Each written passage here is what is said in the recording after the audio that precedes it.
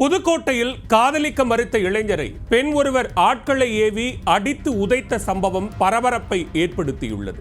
800 ரூபாயை வாங்கிக் கொண்டு தாக்குதலில் ஈடுபட்ட 3 பேரை போலீசார் கைது செய்துள்ளனர்.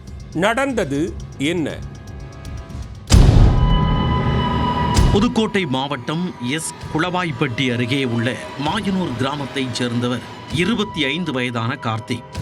இவர் பேராங்குளம் அருகே ஆலங்குடி சாலையில் உள்ள பேக்கரியுடன் கூடிய காஃபி ஷாப்பில் வேலை செய்து வந்துள்ளார்.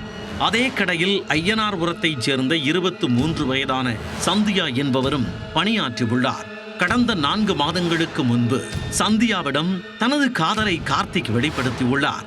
அதற்கு முதலில் சந்தியா மறுப்பு தெரிவித்ததாக கூறப்படுகிறது.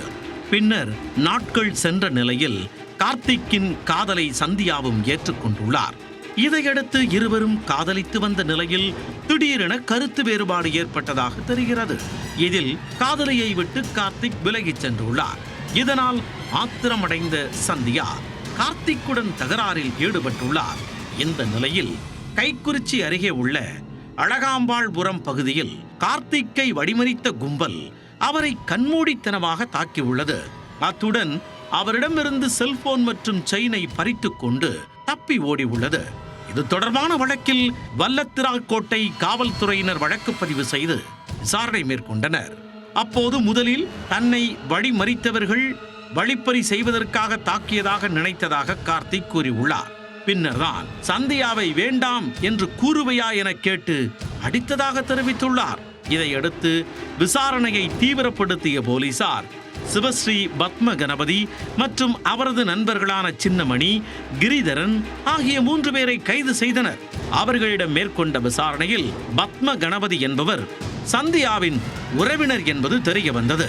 காதலித்து விட்டு ஏமாற்றியதால் சந்தியா கேட்டுக்கொண்டதன் பேரில் கார்த்திக்கை தாக்கியதாக கூறியுள்ளனர். இதற்காக அவர் 2 தவணையாக 800 ரூபாய் கொடுத்ததாகவும் தெரிவித்துள்ளனர். முதலில் பணத்தை வாங்க மறுத்ததாகவும் பின்னர் கூகுள் பே மூலம் இளம்பெண் பணம் அனுப்பியதும் விசாரணையில் அம்பலமாகியுள்ளது.